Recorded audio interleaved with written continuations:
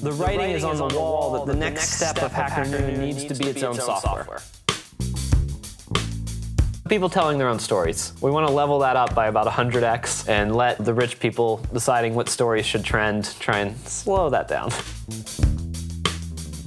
Where we're at in the landscape is we're not trying to break news. We're trying to get experts to amplify their voice. So when people are doing cool things in technology, research papers at Stanford, for example, like that's an interesting thing for us to republish and get very smart people who are building related things to read. If I just enter your community as Hacker Noon, will people just follow it? You try 50 things, so one works. Hacker Noon was the thing that worked. I think the young entrepreneurs are better off publishing something small each day than trying to spend 2 weeks getting into BBC or CNET or whoever their target is. How do I reduce the barriers for me to get something out each day? And each day I can share more of my story and my ideas, and that will attract more people that are interested in those ideas too.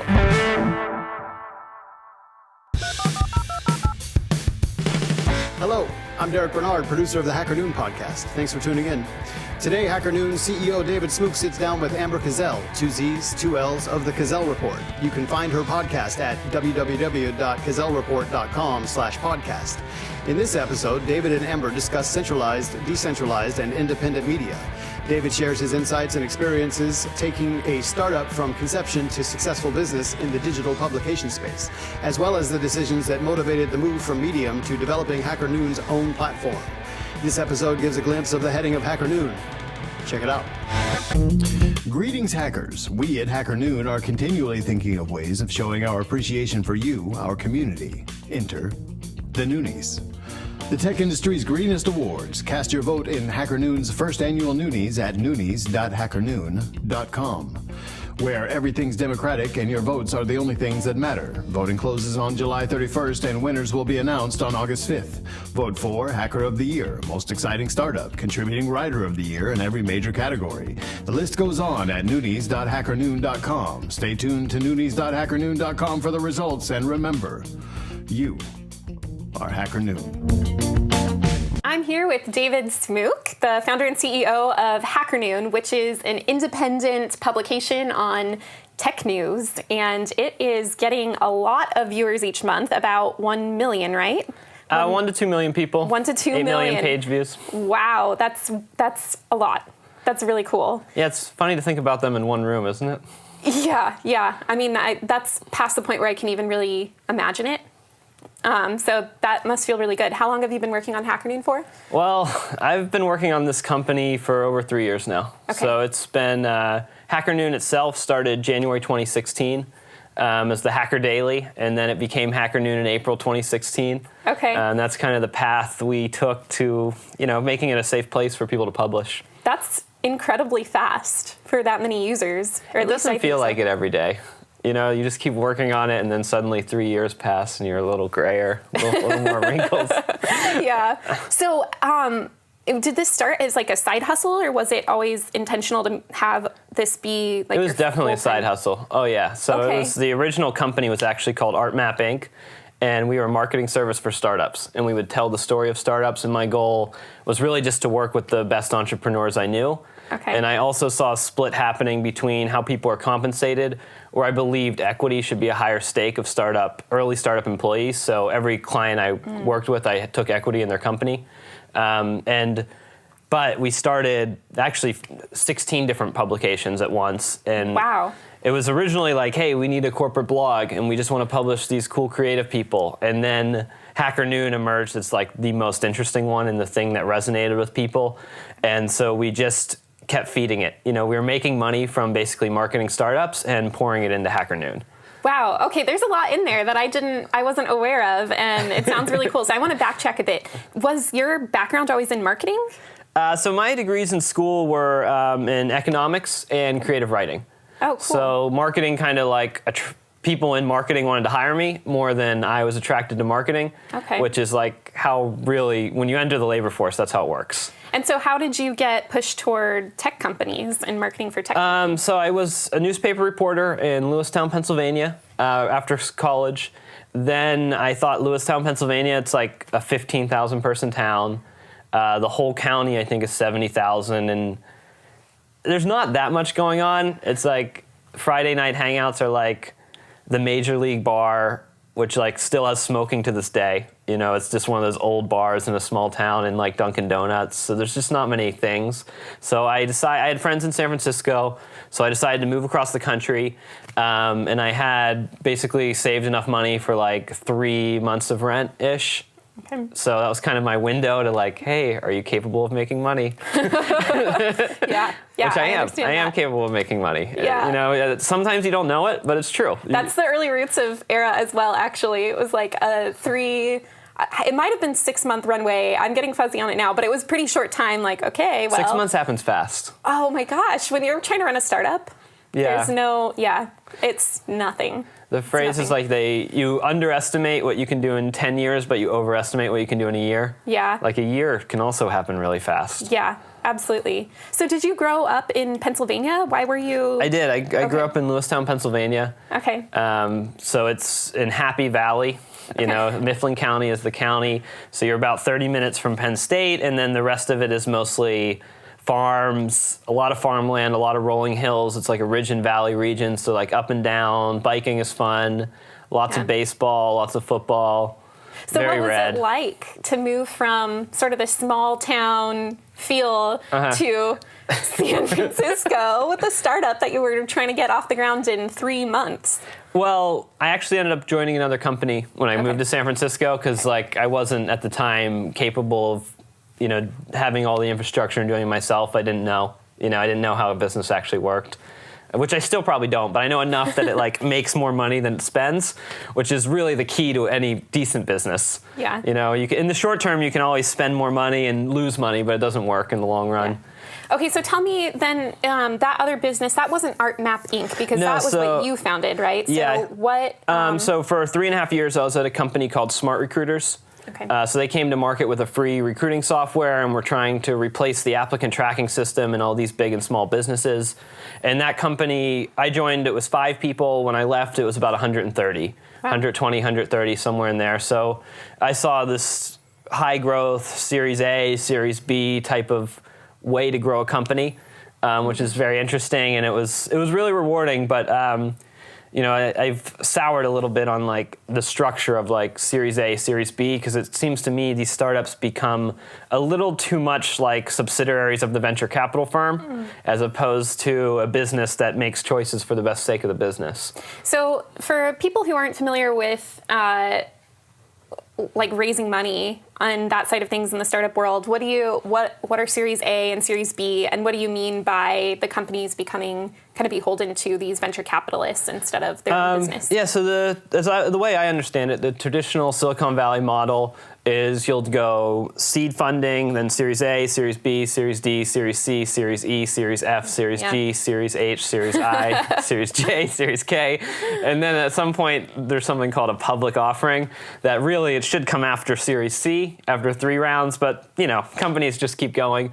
But there's the deeper you, and I say this from the perspective, the only money I've taken on, we've raised from our readers, and we've done equity crowdfunding. I've never done Series A and Series B.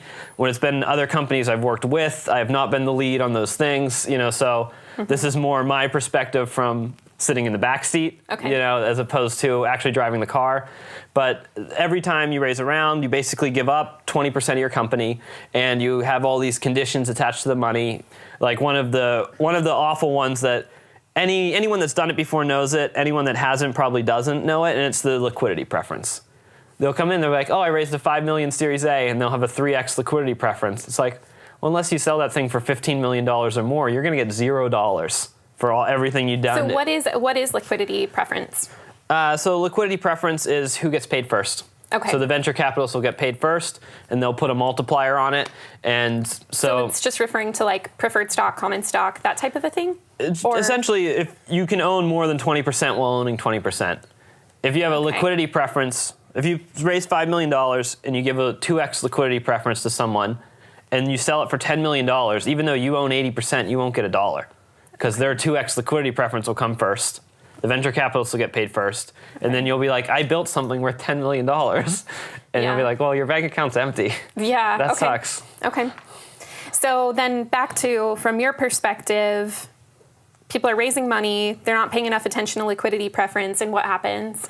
I don't know, because I avoided it. At that point, I was like, I don't want to be involved in business like that. Okay. So I don't want to go too far down the road because I didn't do it, you know. But there's a reason venture capitalists keeps having the returns they do. And a lot of it just come back to the terms. What terms do they actually set with the businesses they're working with, as opposed to, hey, I can definitely find the next Uber. Well, even if you find the next Uber, if you didn't put very much in it, it's not going to carry the whole fund. You know, so it's they're some of the smartest people out there. Venture capital keeps plucking, oh, you're a good entrepreneur, why don't you come to the other side?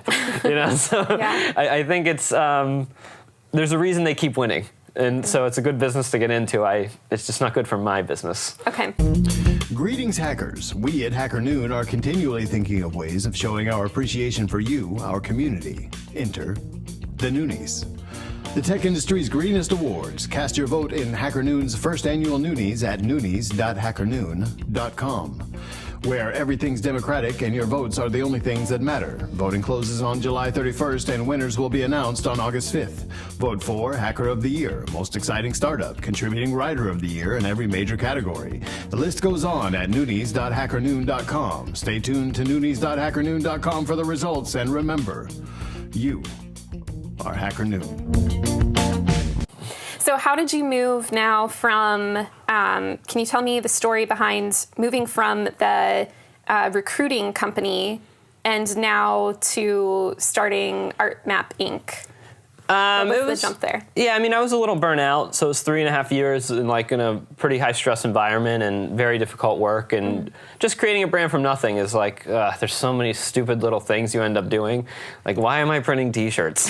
Like, You say if you're wearing your T-shirt. I know. Why am I running around everywhere? So I really didn't know I just know I needed a change, you know, so listen to myself, listen to when I needed to evolve and change. And I just said I'll work, you know, I don't want to work for any one person, so I'll take on customers and I'll try and get the best entrepreneurs I know and learn from them as my customers. So that was kind of the model, but it was always more interesting to have a place where where the stories are actually the work versus the stories are the work to create the lead. So it's a very different, it's simple, but it's very different. So having the stories be the work itself I saw the path I wanted to go to. So it was more like, how do I level off the customers I have and make it so it's enough money to function, and then every single month take less and less of that time and put it more and more into the publications. So that was kind of the trade-off I made, which was, it's really money's coming from one place, you're spending it on something else isn't making money yet, you believe it'll make money soon. So that was the trade-off. And then it starts with selling some newsletter sponsorships. And then it starts with selling, you know, some top navigation sponsorships, where the thing, just having your brand atop the thing is the thing that I'm selling, as opposed to, let me see how big I can make your brand and your story. And eventually we hit kind of a sweet spot where Hacker Noon started to grow, and we built what was called a weekly sponsorship. And it was very simple, co-branding across the top of the site. And that's on Medium, or was this somewhere else at that point? So it's on hackernoon.com, okay. Powered by Medium's technology, Medium software, which was a questionable trade-off that I made in working with Medium. Yeah. Okay, so I want to hear about that, though, because at some point, so when you started ArtMap Inc., you said you had 16 different publications, right? Mm-hmm. And all 16 were on Medium at that point? Most were on Medium. I was running some other sites with WordPress, and WordPress is what I used with Smart Recruiters and building their blog and publishing with them. So, you know, I'm pretty familiar with both. And I wish, you know, Medium continued competing with WordPress and put their sites on powering many other people's sites and empowering many publications like mine and many others to start, versus, you know, trying to get everyone to publish on medium.com, which is what they're doing today. Yeah.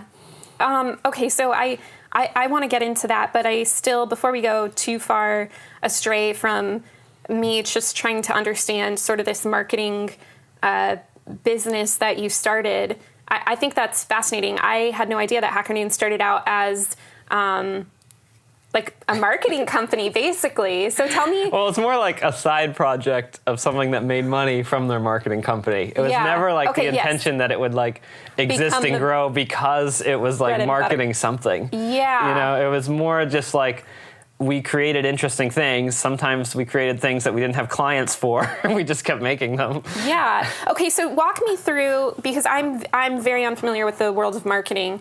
Walk me through what kind of the idea was for that point in time before Hacker Noon took off and kind of became the bread and butter. Essentially the early customers shaped the idea of the company because it was like, what do you want to pay me for? Let's talk it out and let's make a contract. Because a lot of my initial customers were basically people that wanted to hire me full time, which I was unwilling to do. I just wasn't willing to go all in on some other person's idea at that time. So, and they were wanting to hire you in the capacity of being a marketer, right? Not a journalist, not... Yeah.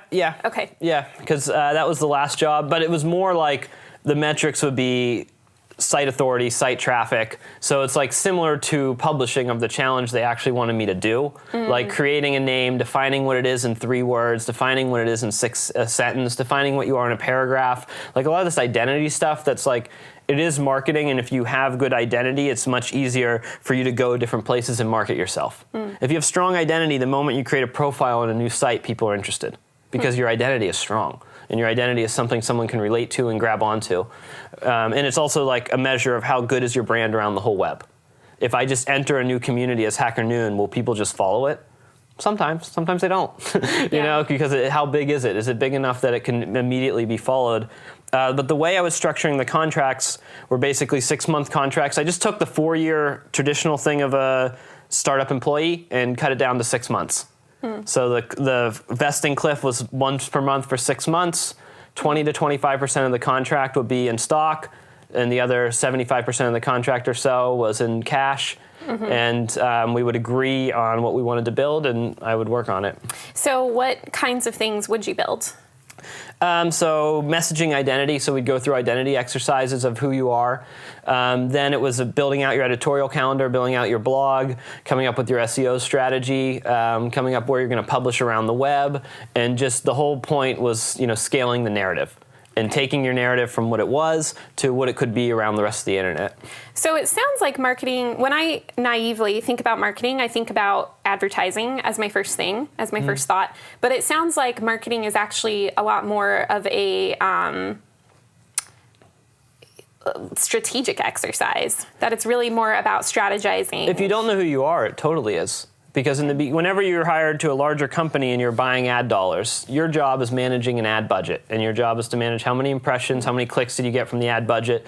Your job isn't to change what the thing is. Because you're already at IBM. IBM is IBM. So you're not changing what it is. So with what we were doing, we were defining and changing who these people were and what their companies were and what their companies were going to do.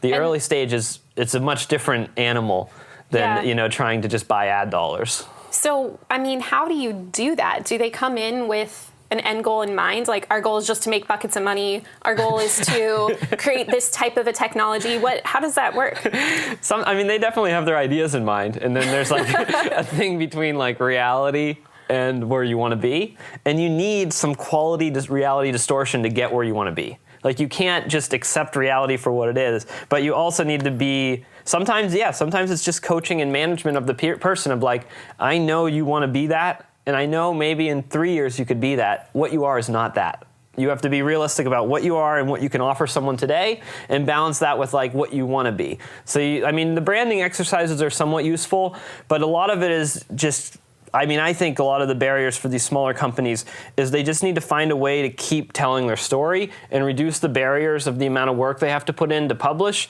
And then when they do that, they get closer to actually understanding who they are, because they get to like a volume of content and a volume of data. And what do you mean by understanding who they are in order to publish? Are you talking about like publishing in big journals? I'm saying like all their social media updates, all their blogs, and then other people's blogs, and maybe getting to the bigger journals. Okay. But I think the young entrepreneurs are better off publishing something small each day than trying to spend 2 weeks getting in the BBC or CNET or whoever their target is. I think they're smarter to just, how do I reduce the barriers for me to get something out each day? And each day I can, share more of my story and my ideas, and that will attract more people that are interested in those ideas too.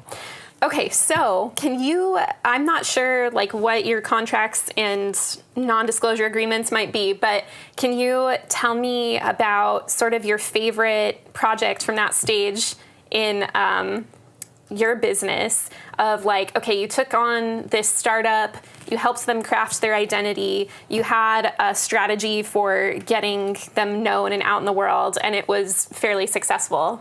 Do you have an example or story for that? I mean, I wasn't like a hit venture capital firm. Like, I don't have any Ubers in my 9-month portfolio of this phase of my career. But my favorite one was probably Teamable. They were Armenian. 3 out of 4, well, all 4 of the founders are Armenian. One's Armenian American. So they're also a tale of like a country that isn't as wealthy rising up through tech startups. And they ended up raising a $5 million Series A from one of these Silicon Valley firms, and so they're in the employee referrals and the recruiting space, and just like really good people, like very smart, intelligent people, and there's no reason like this company shouldn't become much bigger, and I am a shareholder. Small, tiny shares. Disclosure. Yeah, okay. So how did that work? They came to you and said, at that point, did they have an identity, as you've been calling it? They did some. Yeah, we got better with it, and they're probably better at it now without me. I mean, it's been years. So what was the strategy? I mean, I'm here asking selfishly, too, because I'm a part of a small startup. Mm-hmm. So how did they move from just being at the beginning and needing to hire a David Smook to... Well, see, there was the interesting thing about them, and this is why startups are cool and also very frustrating, is I actually balance my time like marketing and sales because of the necessity of the company. So it's kind of like a lot of their challenge is they needed big brands to sell against. When you're brand new and you're trying to sell something new, it's much easier to do it if Lyft is also using the software. And then you get Lyft, and now you go after these other companies that are like Lyft. Mm-hmm. So their challenge was kind of split, because if you put too much on creation, identity, content, but you don't have someone selling against the content, the balance of the team is wrong. So in that case, I stepped up and did some sales, not because that's what I want to do, but because that's what's needed to be done. Mm-hmm. And then come back to, telling more of the story and working on a publishing calendar and stuff like that. So that whenever there's only 5 or 6 people in the room, if you identify one of the things you need to do is outside the skill set of those 5 or 6 people, it's best that you either find someone or one of you just steps up and does it. And if you're able to do that, the whole team is going to move forward. And if you're not, you're just going to have great marketing content and not enough sales. And if your product needs a salesman to sell, it doesn't matter how good the marketing is. If your product can be sold without sales, that's a rare thing. Yeah, so I mean that's the paradox, though, right? I mean, how a mentor who's also a business professor I was talking to him. He was saying that early startups often have he called it the legitimacy paradox, where it's like, in order for somebody to start purchasing your product, they want to see that you already have customers. But, it's like breaking into the job market. Everybody wants to see that you have experience. Well, how do you get that first experience? Same thing with sales and to some extent marketing, because it seems like there's sort of these... I'm not sure what the right word is, but sort of this magnetic effect of once you've been published about in some big journal or platform, then all the other ones will follow like sheep. But how do you get your foot in the door? So Hacker Noon. Okay, Hacker Noon. Well, this is the perfect transition then. So tell me a little bit about how Hacker Noon started to take off among the 16 sort of publications. Well, actually, you know what? I'm going to back up even further. Can you connect the dots for me? Like, I'm not really seeing how your work in the marketing space connected with these 16 publications. How did those go hand in hand? The one overlap is we didn't have a corporate blog. So we're ArtMap Inc. Let's make something. Oh, the domain Art Plus Marketing is available. And then we're like, what do we put on our corporate blog? Well, let's just invite the best people to publish on it. Okay. And then we ended up publishing all these creative professionals, marketing professionals, artists, and see what the name would attract. So it was... were you trying to attract people who were trying to market their own companies with their own content? Yeah, well, we just knew every site has a blog. We didn't have one. So we kind of came in pretty naive. And then, I mean, the other thing to consider, in the back of my head, I'm looking at okay, if I'm growing a business, what are my assets? Okay, if I have a marketing firm, basically the assets are the people. So this thing, the only way it can get big is if I employ a lot of people and I sell it to somebody else. or I just have myself, I get my hourly rate up to $3,000 an hour. And I become such a rare expert that I get this rate of $3,000 an hour. So all these labor-based businesses, it's like you do them, it's better to do labor to learn that you can do something that's not labor than to do labor for the sake of, to grow this business, you just need to employ more labor and try and get the margin between what you bill and what you pay lower or bigger. Yeah, it's just not as scalable. Yeah, so that was just frustrating with me about my business after I went through, the first couple customers. It was just like, how can this thing get bigger and better? And the need is you need to own your own channels and own your own media, and that opens up a lot of doors for how do we be a small, super efficient company with a large voice versus a lot of people that their voice will keep varying in size because we don't have our own channels, and we have to build up these channels every single time for each new customer, which was cool to start getting some things repeating and see the patterns of how to get a site from 0 to 10 and 10 to 20. But it's much easier if your site's already at 60 and you're trying to go to 70. Or maybe not easier, but you're deeper into the problem and the problem's more interesting. Yeah. Now we're going into the territory where I'm just intrinsically fascinated because this is a theme that has been coming up over and over again as I've been doing these podcasts. This idea of kind of being your own platform, having your own connections, operating your own network. So let's talk about that. And I know that that's sort of intimately wed with kind of some of the recent moves in Hacker Noon away from Medium and towards your own independent platform. So I also want to talk about sort of the reasoning that was behind that. So first of all, how difficult did you find it was? I guess I'm wondering, you had these 16 publications. Did Hacker Noon just obviously take off as the one that was attracting the most people, or was that directed on your part? Whatever worked, we fed more. So it became clear early that a few of them were duds, and they weren't going to grow very much. But it wasn't just we had another one called Extra Newsfeed, and we'd published some famous novelists, we had published some famous New York cartoonists and stuff like that, and we had good grasp, but it was the traffic from Extra Newsfeed was very up and down. It was just viral. The whole site was depending on virality, and virality is random. Not quite random. You can increase your odds from random, truly random. You can increase your odds, but you can't build expertise and site authority as you can when you focus on a subject matter and where expertise is so valuable, like in technology, how to build things, how to make things, why things are trending. That stuff builds on each other, and the more we publish about JavaScript, the more the next person who publishes on JavaScript is helped because of the community behind it. And I also got personally jaded from because Extra Newsfeed had a lot of political stuff on it, a lot of satire, which initially I found hilarious and very funny, and it was a really nice part of my day to read it. And then the more politics became what politics are, the less I wanted to spend time on it, and the less I wanted to spend time on it, the less everyone else spent time on it, and the site just kind of didn't die, but just kind of went down, and now the contributors run it, and it's kind of it's almost like a support group at this point of political satire. But Hacker Noon, it was the best early, and we kept feeding it, and it clearly I think even when the other ones, even when we were still putting resources into the other publications, they peaked at 2 million page views a month, and Hacker Noon was at 8. So it was still 20% of our portfolio was these fringe sites. Yeah. And Hacker Noon was the thing that worked. You try 50 things so one works. When it works, don't abandon it. How did you get the first contributors to Hacker Noon? So I had a co-founder, Jay, and me, who were both background in technology. So we knew tons of people in tech that were already writing a lot of blog posts. So say, hey, republish your post here too. Or here's another outlet for you. Then we also recruited around the web, including from Medium. They used to have a request a story function a few years ago that allowed contributors to control and choose where they wanted to publish. Is it not there anymore? You said No, it's been dead for a while because they don't want people to publish on other sites like mine or other sites around the web. So they've become a little more competitive and just a little different company than they used to be. Okay. And then Medium, was Hacker Noon on Medium from the get-go? Yeah. Okay. Yeah. So, well, we were on medium.com/hackerdaily.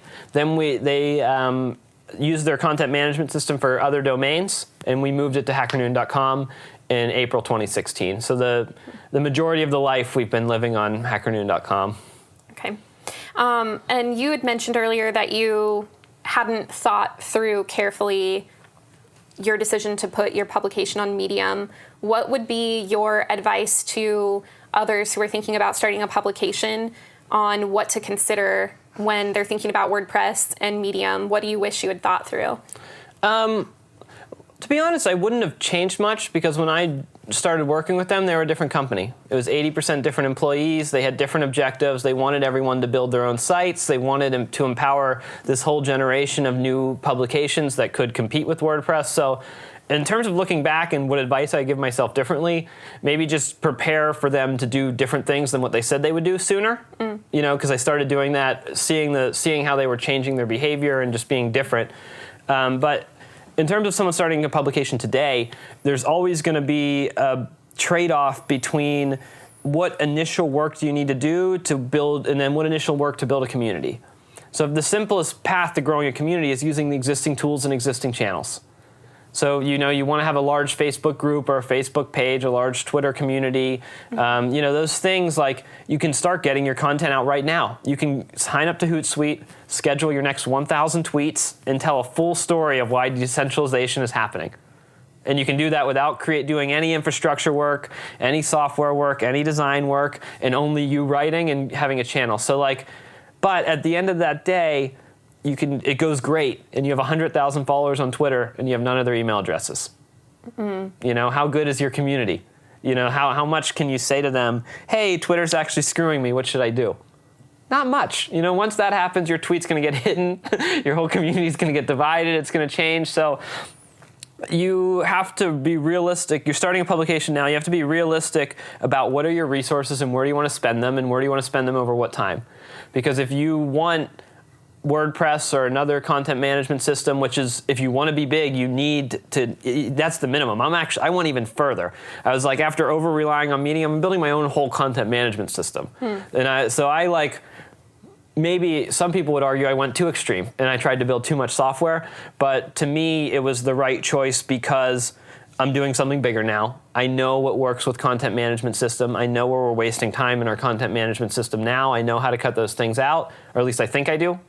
We'll see if they're true. So I think it was a smart move for me, and it was also smart because, you know, I raised $1 million from our readers, and I did equity crowdfunding, and I had the bandwidth to spend more money on software that I didn't have before. Creating 2 software development jobs, you know, you're talking about 10, 12, 15K a month. You know, if you're going to do that from your revenue stream better be very good, and you're not going to kill any other jobs that are making the thing run. So how are you making money before? I want to talk a bit about sort of your departure from Medium. How were you making money when you were on Medium? So we ran weekly sponsorship. So you got it from Sunday night 8 p.m. till Sunday night at 8 p.m. And at the top, it would be like Hacker Noon, sponsored by PubNub. And was PubNub funneled to you from Medium? No, we built our own sales team, but mostly the best thing to get customers was their employees were publishing on our site. So we've published 8,000 writers, a little in that range. So we have pretty much, I mean, you name a tech company, I can grab an employee that's published on our site. You know, so in that way, we're already kind of working for them, because a lot of times they're talking about things they're building. So, you know, you have this person at Amazon talking about it, now we're talking to AWS, or however the system works, you know. So that was, and then we allowed brands to publish on our site, and that's something we now charge for. So in the beginning, we gave it away, and we said, hey, brands, you can AngelList, you can republish your blog posts here. You know, this is another channel. Look how many readers we got. Compare it with your own site. Do the judgment for yourself. Keep publishing here. So that was kind of the decision we wanted them to make.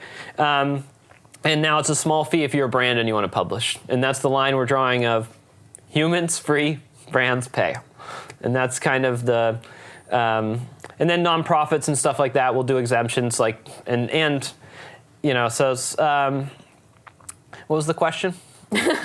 Oh, good point. Now let's see if I can remember. I was asking how you monetized on Medium, but now my understanding was that Medium was going to mess around with the way that you could monetize, and that was part of the reason. Yeah, so they said, so we're on hackernoon.com with Medium's content management system. It says HackerNoon across the top. If I said HackerNoon sponsored by PubNub, they said I can't do that anymore.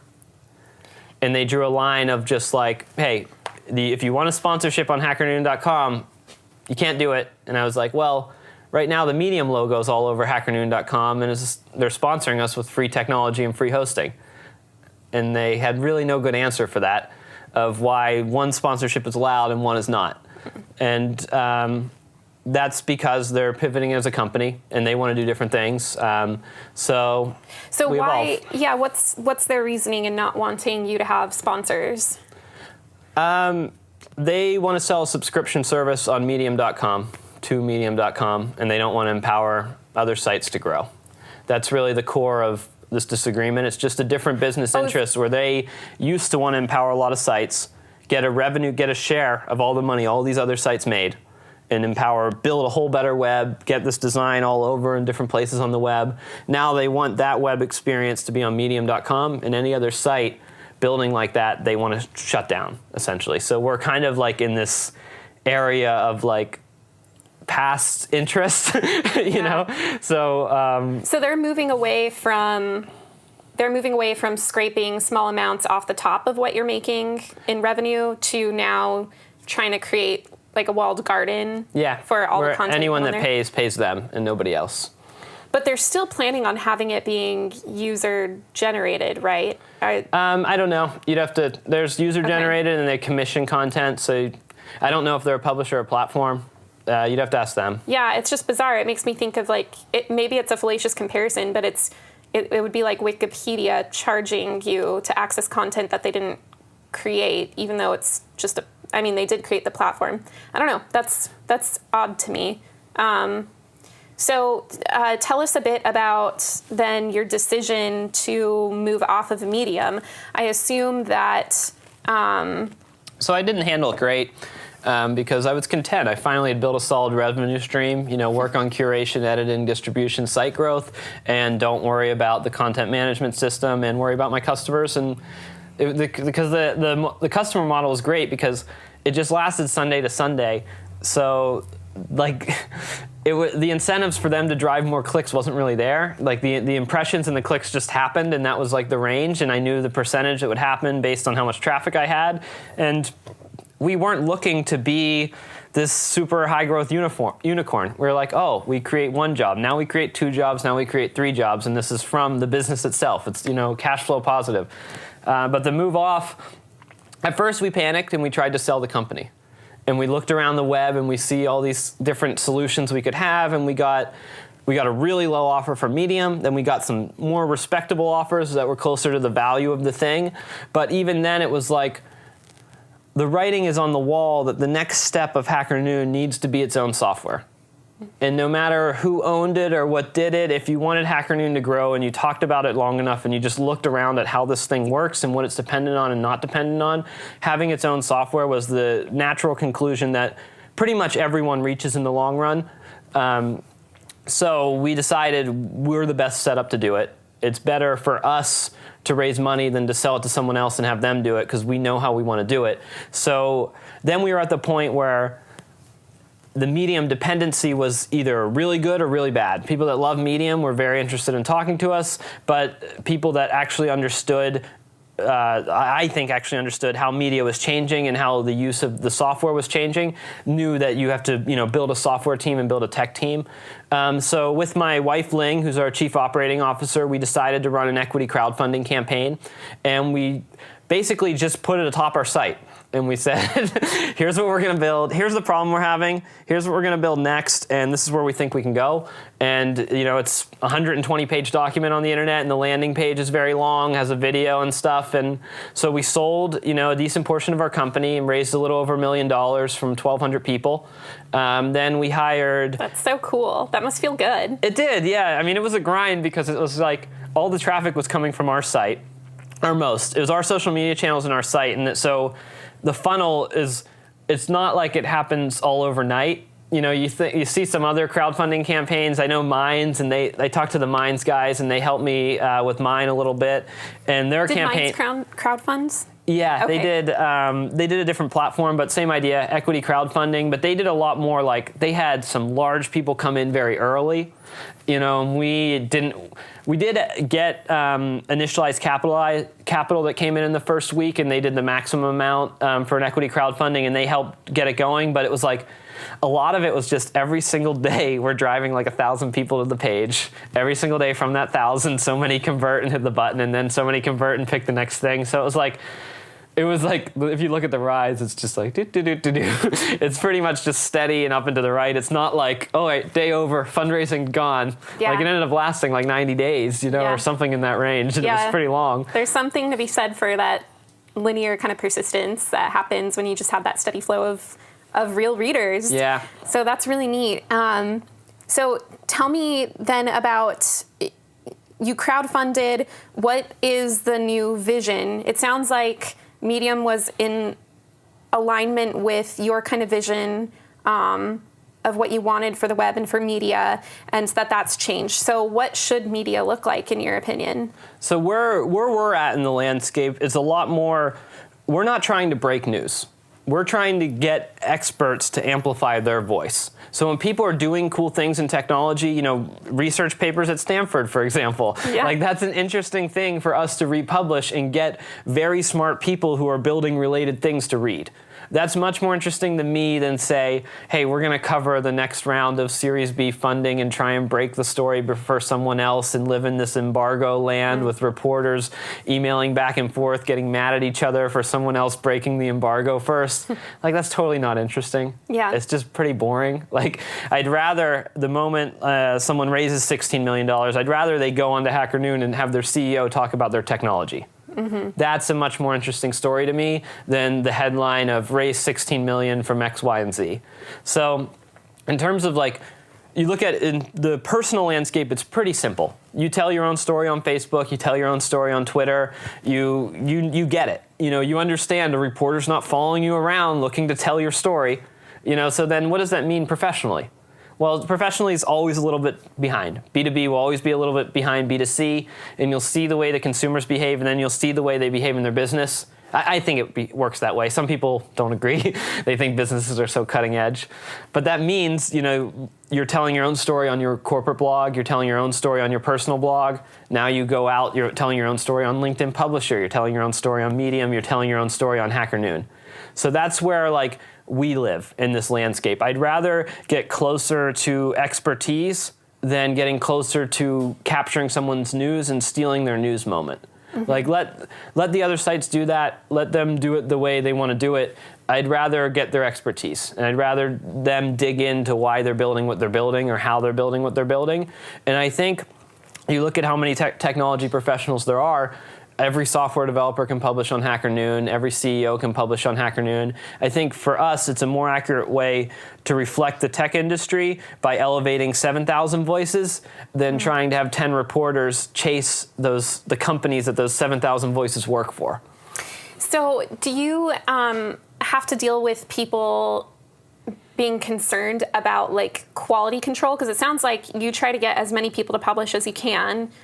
Do you get pushback from some of your readers saying, like, well, you shouldn't publish Absolutely. everyone? We make mistakes. I mean, because we were at 20, now we're at 25 stories a day, and we have 4 part-time staff editors, and I think the future of Hacker Noon is community editors. I think having the authority to, if you've written good stories on Bitcoin, having the authority to publish someone you know writing about Bitcoin is a natural extension that makes sense, and it's already, like, happening. Contributors, referring contributors is the best source. Just like in hiring, where it's like if you actually know someone and you're advising them to go to the site, like, they know quality control. So now we open up user types in the new Hacker Noon where you can earn your way to publish other people. Are you concerned at all with having community editors start to, I guess, bias the direction of what's being published on Hacker Noon? Absolutely, yeah. And it's something that's always going to be a give and take, and we're not going to solve it with any one system. Okay. Like, it's something that we have to identify on a use-by-use basis. Do you have any ideas in place already for how to address that, or are you? Some, but none are live, really. Right now it's much more the staff editors are trusted. When the staff editors make a mistake, we deal with it on a one-off basis. Going from staff to community, I'm talking something that's going to take years. Yeah. Having an actual system where the community can, because community editors on Wikipedia, it's a much different challenge just because they have one tone, and it's tone deaf. It's like supposed to be just a factual, it's an encyclopedia. Like if you do it well, it's tone deaf. Yeah. That's literally like execution. For us, that's like boring. So there's going to be a balance between how extreme, and so we're coming out with a help section, so help.hackernoon.com, where you can have more publicly available information on what's allowed and what's not allowed. And the end game here is a governance. That it has to hit the point where, okay, in this type of dispute, these 5 people look around, or these community editors vote. So it's working its way towards a governance, but it starts with just like the most common use cases and how they're addressed.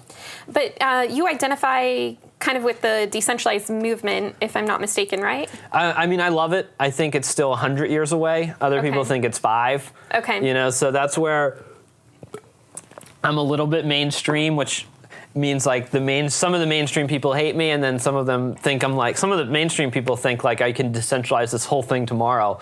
And it's like I wish I could. It's just the technology's not there and the incentives aren't there, but I think it's where it's going, and that's why we publish so much about how to decentralize the web and publish so much about how do we get banks out of our lives. Yeah. Like that's where I'm cutting out intermediaries and institutions that don't add real value is where I get personally so excited about the decentralized movement.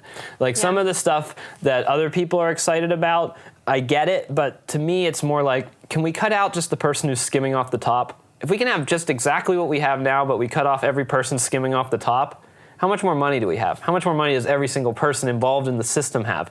Because if you can do that, you have something, in my mind, a lot of these systems aren't evil. They're just self-interested. And they see a moment where they can cut off the top of 20,000 people or 20 million people.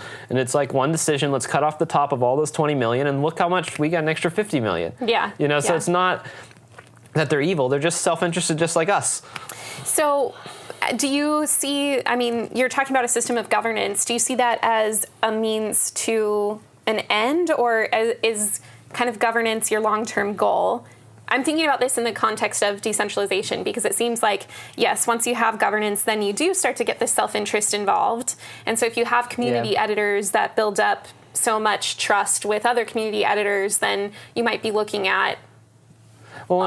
there's going to be feuds. If people are involved and interest is involved, there are going to be feuds, and I'm okay with that. When I started this shift away from Medium and thinking about how would I build my ideal software, one of the things I've just always kept in mind is how do I make my job obsolete? Like, I think it is a good thing for a CEO to work towards them being completely obsolete and the whole system works without them. And this is why Bitcoin is so amazing, and why sometimes you get a little skeptical that maybe the thing is too perfect and it was a marketing campaign to have the person at the top be completely anonymous. It's such a good metaphor for how decentralization can actually work. That like the idea of coming up with it, that person is a far better marketer than me. Like, even if he never had a marketing job or anything in his life, he understood one simple truth of how to make it much bigger was to completely cut off his head. And that was a very smart decision. So governance, I would like the system to be good enough that it doesn't need me to resolve itself. And when it has a problem, it can solve the problem and move on. Yeah. Well, I think one good check on the system that you've mentioned to me is this idea that you're empowering these calls to action for individual writers and for creating their own distribution network. So can you tell people a little bit about what I'm talking about? First of all, just describe it. And secondly, your vision for why you're doing that, and like theoretically what the purpose is and where it should go. Yeah, so everyone that publishes on Hacker Noon, they own their own content, and they give us a non-exclusive license to edit and distribute it. And ideally, we just distribute, and the content's good enough that we don't need editors. Editors are to raise the quality. So at that moment, you look at someone owning their own content should publish many places. Just as whenever you do a blog post, you tweet it, you go to Facebook. Now, how do you get it into more sites and more communities? One way is to republish on a site like Hacker Noon. And then now that you own your content, what we've been doing to date is at the bottom of every post, we'll let them control whatever call to action they want. So now that we're designing it, we're putting it into their own software. So at the top of it, it's author David Smook. Call to action here, buy a top navigation sponsorship from Hacker Noon in my case. In your case, maybe more sell your book, hire my firm, use my software, demo my software, whatever maybe contribute to my open source project. Whatever the call to action you want the rest of the internet to take should be atop your content. That's the simple realization of just talking to a lot of contributors, because saying it goes on my site and you get paid an unknown amount at a later date, or you get paid no amount at a later date, isn't that interesting to me? And I think what a lot of top tech professionals want isn't that. What a lot of top tech professionals want is they want to use the internet to drive to one or two actions that they want people on the internet, relevant people on the internet, to take. And so we want to help them do that and help their content do that. And we think a lot of others, it's a lot of the reason they're already contributing to Huffington Post, Business to Community, these other, older contributor sites.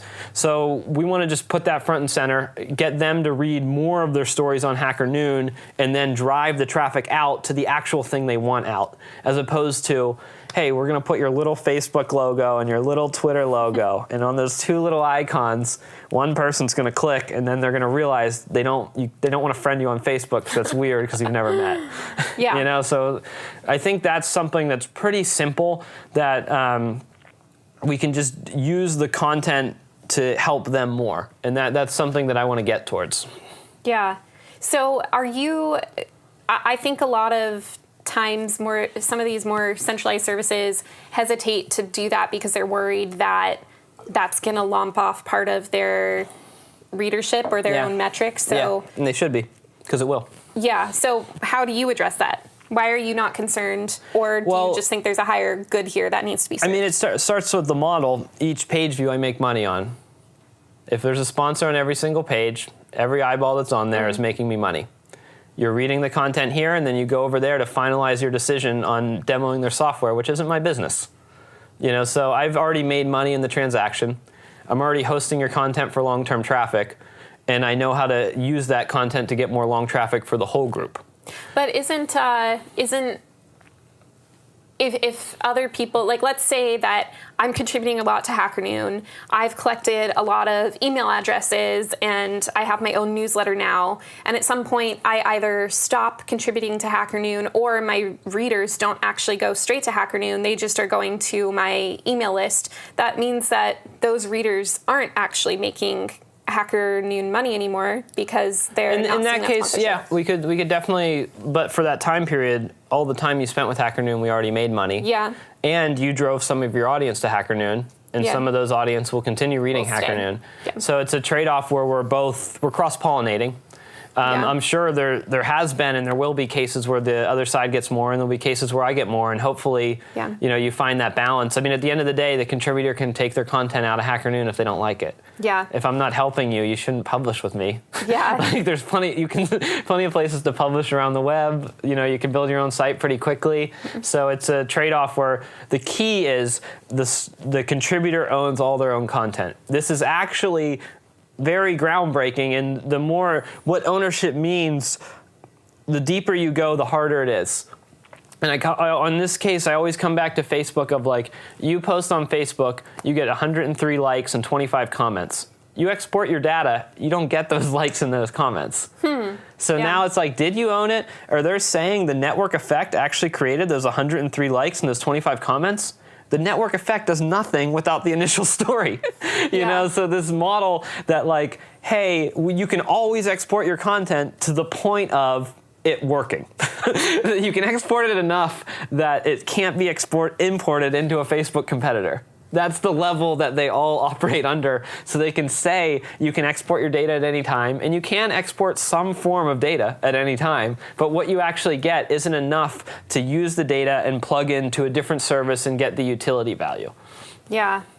Do you think that there is a future in which that is possible? Yes. Okay. Yeah, I mean, but I do think in this one I may be a little too radical, that I think it's going to be the government that's going to open this up. I look at this next generation of tech companies more like what happened to AT&T will happen to Facebook, as opposed to saying a distributed service will get good enough soon enough that they can get to, you know, 1 billion users. Like, and I know that's not really the number that that's bigger number than most people are talking about. But if decentralized internet is real, you know, it's more like looking at getting towards Facebook numbers than it is getting towards a normal viral app number. But to me, that'll be more like, okay, the shift has happened.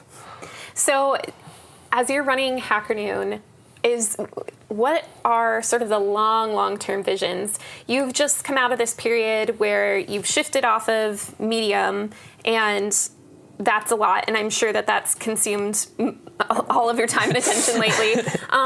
But is there any kind of long-term vision for how you might pivot or develop your business once you get on your feet in this new? There's a lot of ways it could go. So, like, I get a little skeptical of people saying, you know, we're this for that or we're that for this, and like saying their long term is too set. Because, you know, I'm much more someone that like iterates, sees what works, and then does it 100 times, and then iterate and see what works and does it 100 times, or has someone else do it 1,000 times. But we want to be the best place for tech professionals to publish. I think right now stories are kind of split up between personal blogs, LinkedIn, Medium, you know, contributor networks, all this like Forbes, HBR, that type of stuff. So I think having kind of a place where you trust that like these are the smartest tech professionals publishing their stories, and then at that point it opens up doors of like, you know, you have the market network route of being more like LinkedIn for tech professionals. Kind of boring, but definitely possible, you know, and getting more money in the recruiting space. Also kind of boring, but you see other sites are doing it that are similar to me or have some similarities. The other route is this software works, and we give it away or sell it, and now there's thousands of sites that work like HackerNoon does. That's one way. Or, you know, the highest ceiling way in terms of like money to the company is every single contribution on HackerNoon is tied to a currency, and then you earn currency based on your past and your future work on HackerNoon, and someday HackerNoon now lists that coin on exchanges and goes across, and you have the Hacker coin or the HackerNoon coin. Tokenify it.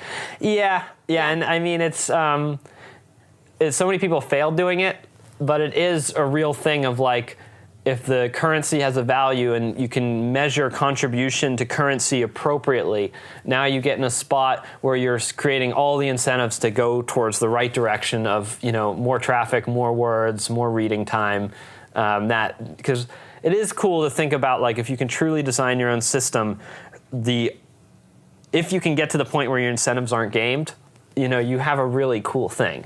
So that's something, but it's like everything we're doing now, our software challenge is it's so much user experience based. And that's where we have to start. Like the idea that a lot of these contributors, when we were like, are moving off, they're like, immediately go to cryptocurrency and have everything you write, every word is tied to an amount that you can earn a coin, you know, or every minute reading someone, you can actually earn an intention token, you know, like BAT and these other people that are trying for it. Yeah.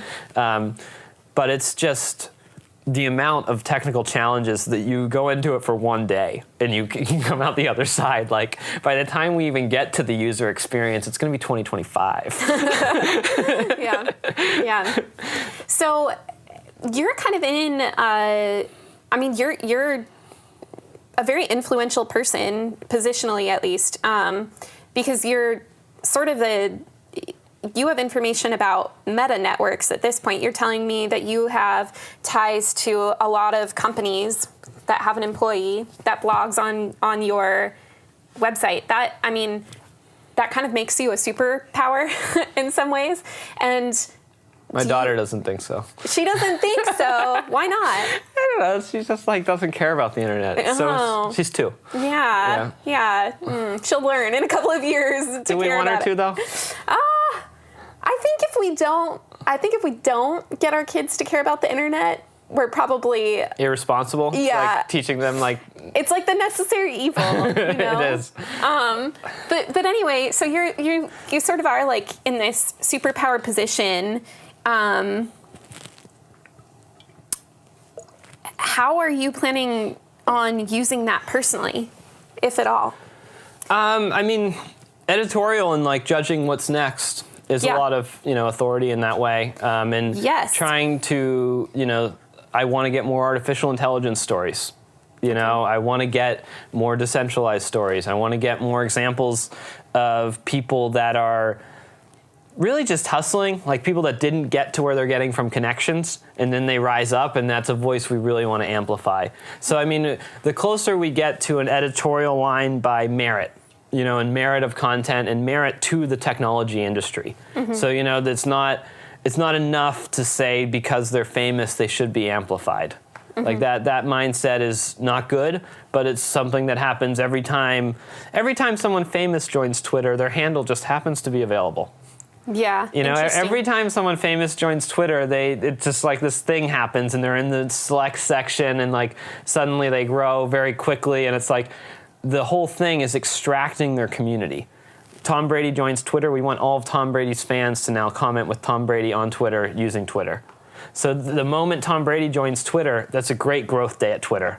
They're all there celebrating because they get all these new users because Tom's fans all come in. So that it's a cool effect in terms of growth. It's a less cool effect in terms of like, do we want to be amplifying Tom Brady's voice? Yeah. Maybe, but maybe not. That decision just never is crossing their minds. That's not how their growth strategy works. So you actually, just a couple of minutes ago, were leading in perfectly to my next question, because I wanted to ask, you are at this really unique vantage point where you can speak to the future. And one of the things I like to talk about on this podcast is where people think things are going based on their vantage point. So you mentioned AI, you mentioned decentralization. Can you talk about those or anything else? Like, what is your panoramic view of where tech is going? So, I mean, on the AI side of things, being David in messages and communication, the technology's almost already there. There's liability issues, but like in terms of dealing with not low level, but people I haven't met emailing me. Why can't an AI handle that? The moment I decide scheduling, AI should be able to handle that. Never does. It's still me. It's still going on. But it's like that level of interaction is getting closer to how do I scale myself, and AI can start to do that. And that Black Mirror episode with AI where they build an AI just... Black Mirror. This show comes up so much. They build an AI just to optimize your home. Okay. And the idea is you know your home best. So if you make an AI that knows everything you know, and it just serves like, hey, when does milk arrive? And all this small stuff, it's like the best. But I see it more in like AI. I'm really excited for extending messaging, to some level of honesty, or like realizing when I need to step in and when, like, hey, that's how I handle that message every time, that type of deal.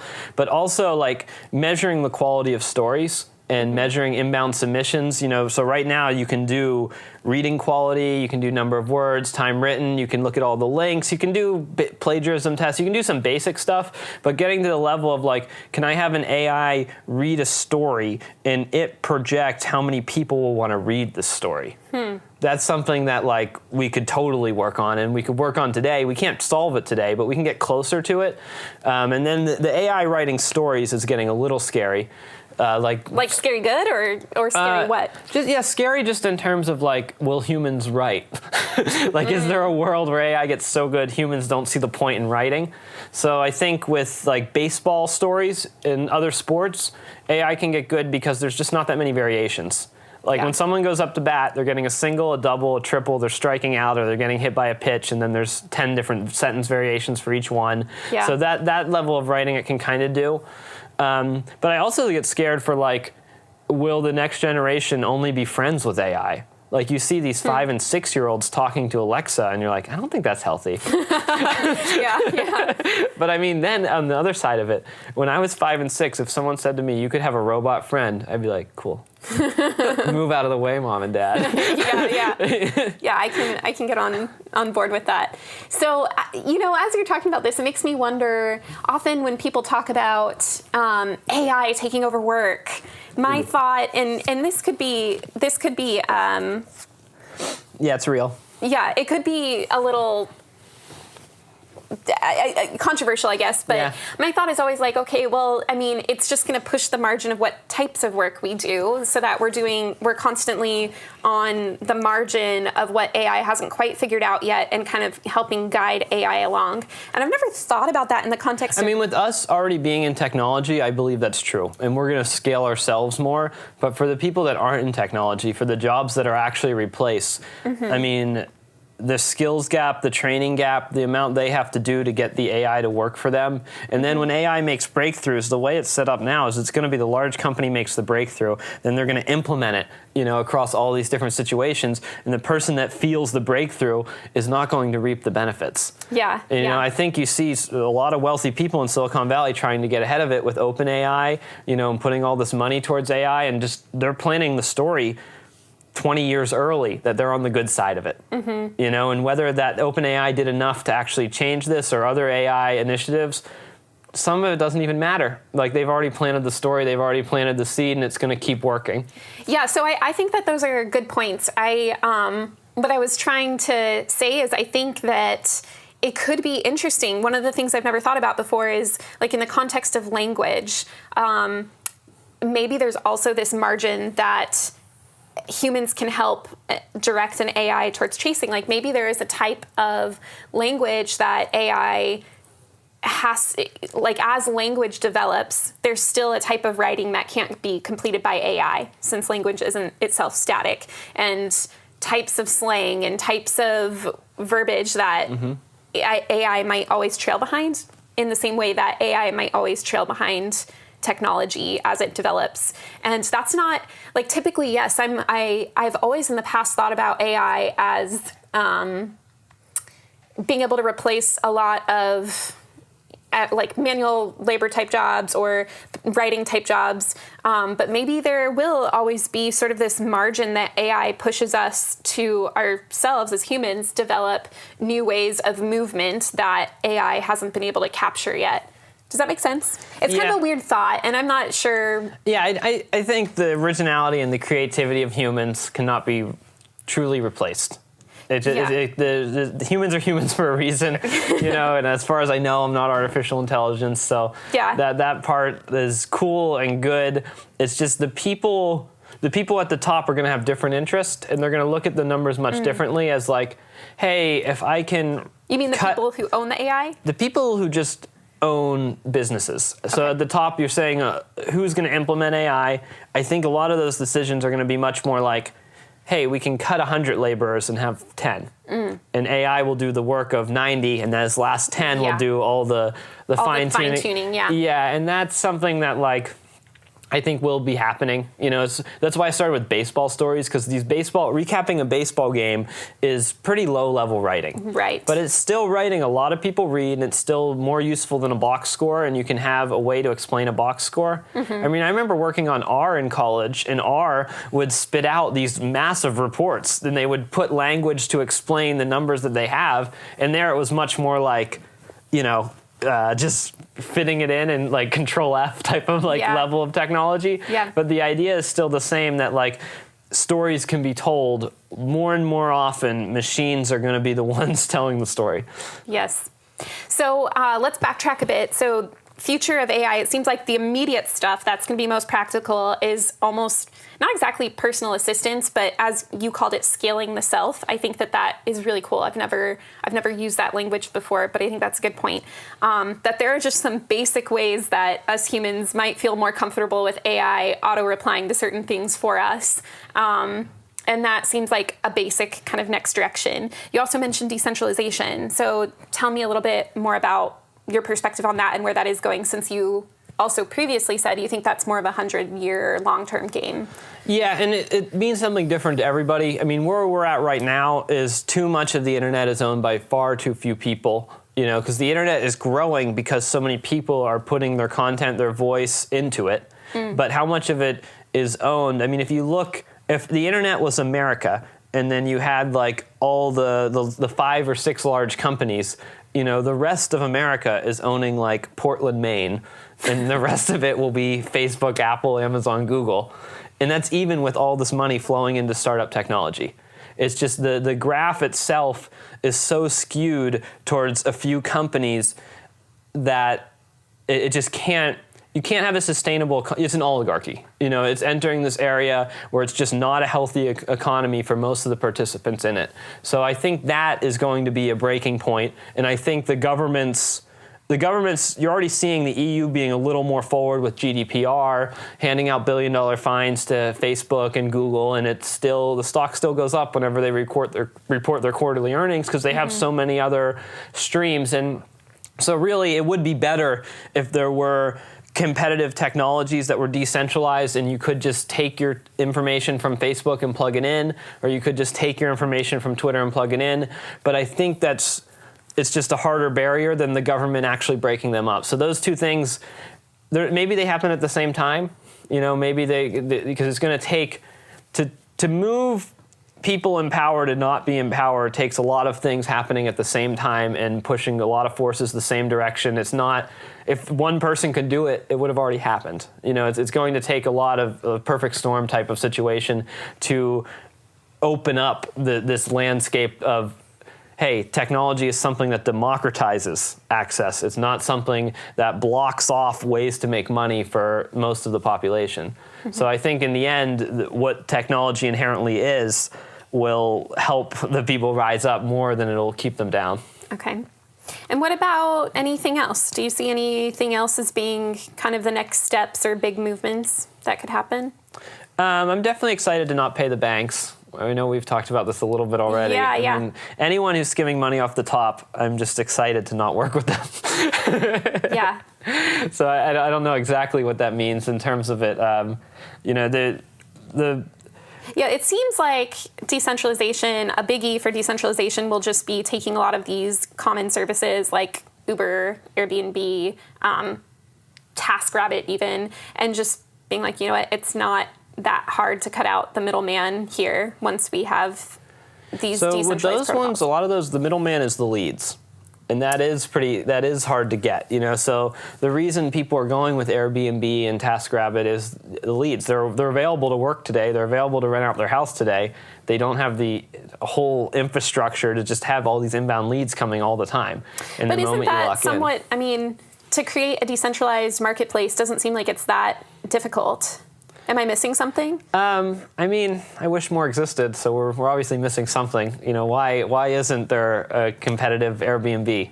Yeah. Well, okay. So shout out to ourselves then here at Era. I'm going to shamelessly plug us here. We're building a decentralized marketplace for these kinds of things and have some kind of fun new ideas in mind. But yeah, I think that.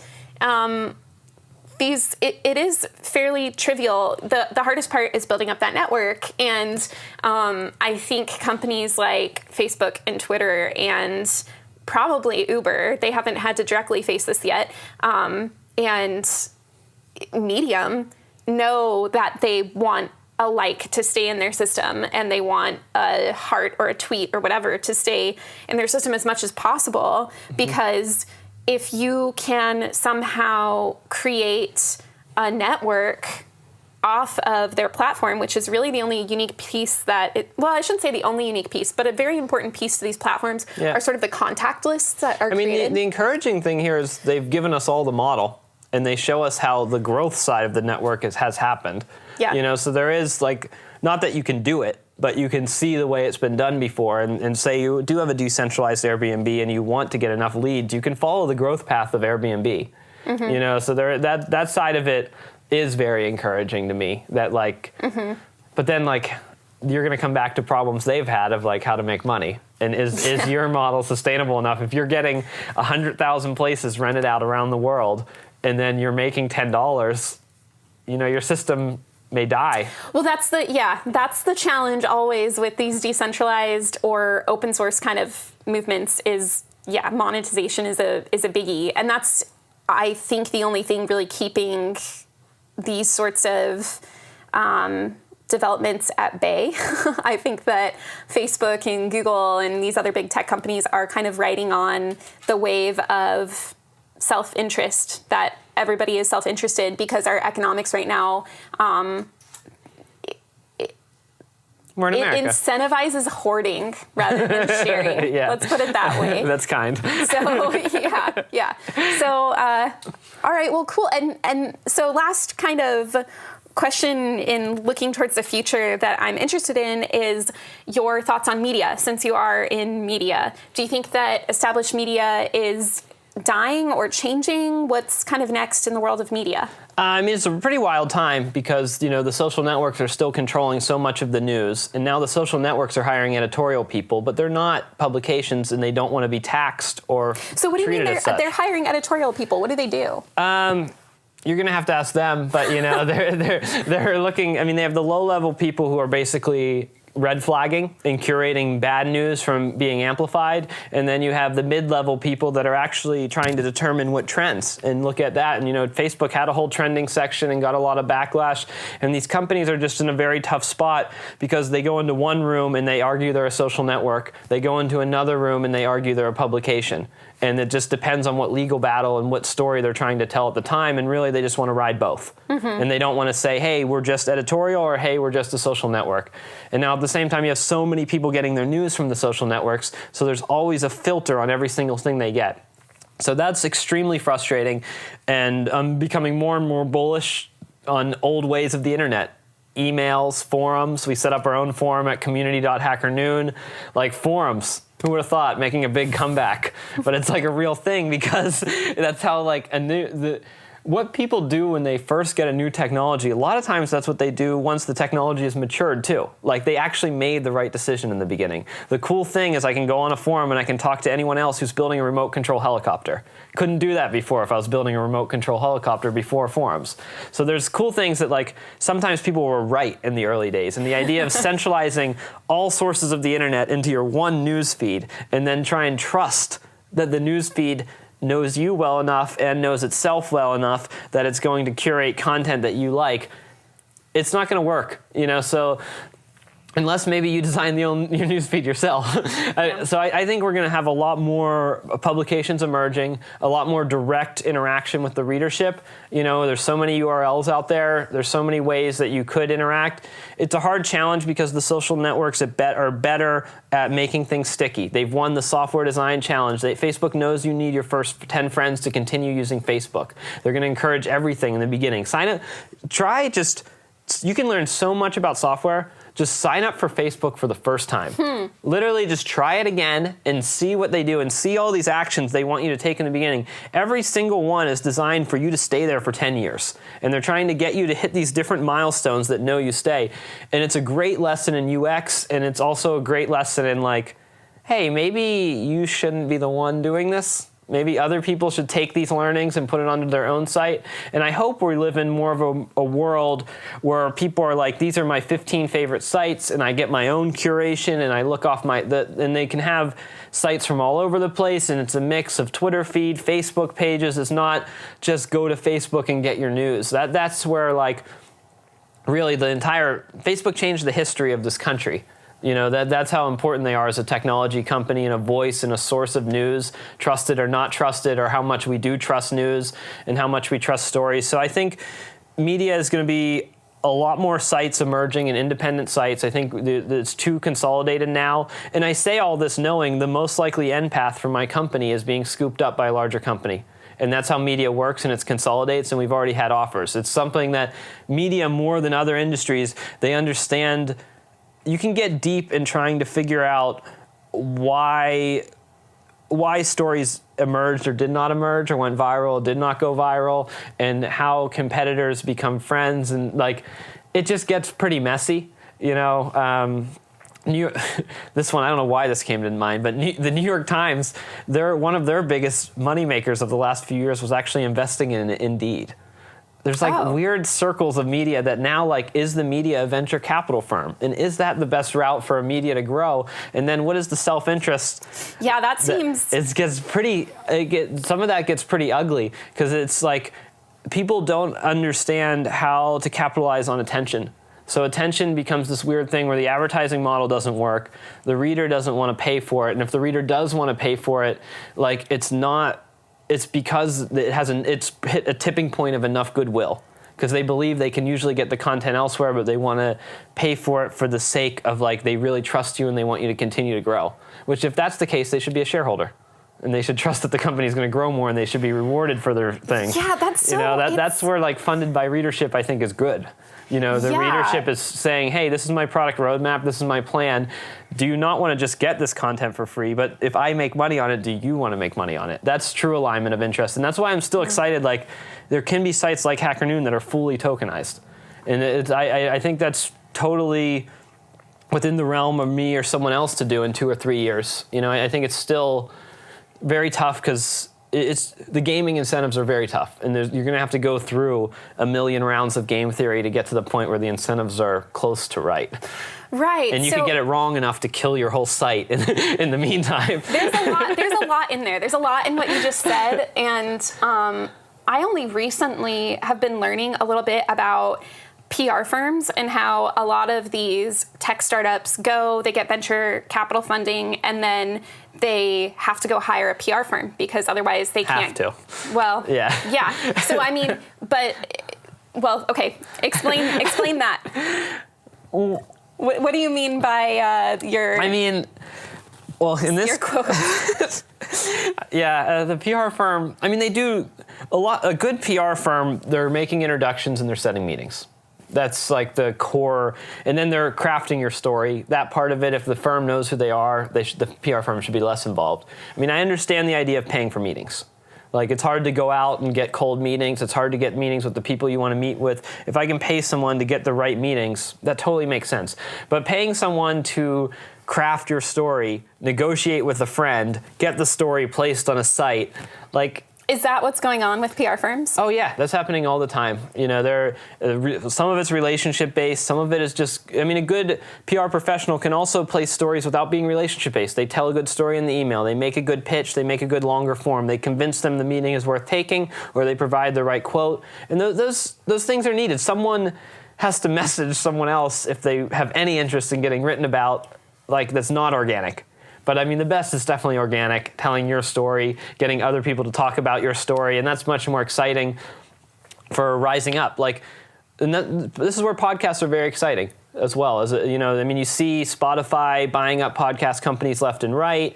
You see Apple so casual on their market stranglehold, and Luminary raising $100 million, and their big offering is 40 original podcasts. It's like, you raised $100 million and you produce 40 podcasts. Like, is that really a big offering? But it is, because they're putting a bunch of new gated content behind the wall, and the podcast medium, it allows a lot of smart people who get very self-conscious about writing to get their voice out there. So, you see people get less self-conscious about writing. But this also, for Hacker Noon, it was so important to grow because the tech professional's so used to the keyboard. They're just so used to it that, if I say to them, spend an hour on the keyboard just sharing what you just built this week, it's actually an interesting blog post that a lot of other people in tech are going to want to read. But, other industries aren't like that. They're not addicted to the keyboard like technology professionals are for the most part. So the rise of so for me, that was very good for getting a lot more content. But if you want to cover other industries, I would think podcasts are going to rise a little faster, and they've also risen fast in technology, so it's not like they're slow there, but it's just another way for people to be more comfortable telling their story and because if you just say something related to what you're working on, you're able to go into detail in it. Anyone else working on something related, if they can just find that thing, there's going to be a lot of value gained. Yeah. Okay. So people telling their own stories.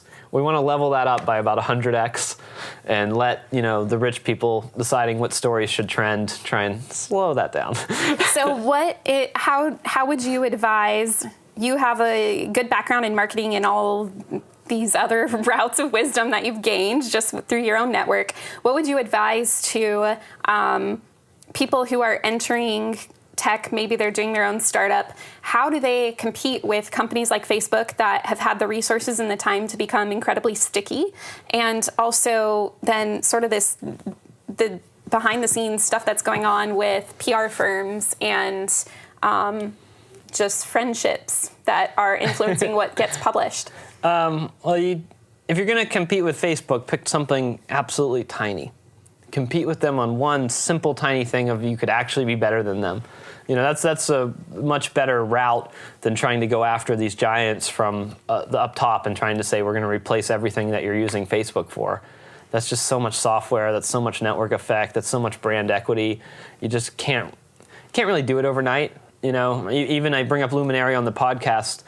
Only the people in tech know about them. They're advertising all over Instagram. They're probably spending thousands upon thousands a day doing that and they're just burning their venture capital into ads, which is like probably not a great use. I mean, it happens a lot, and it's not that advertising isn't helpful.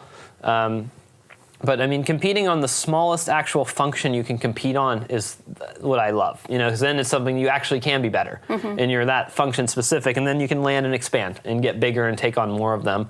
I mean, in terms of the PR stuff, the good thing is most of the job that they do is not that hard.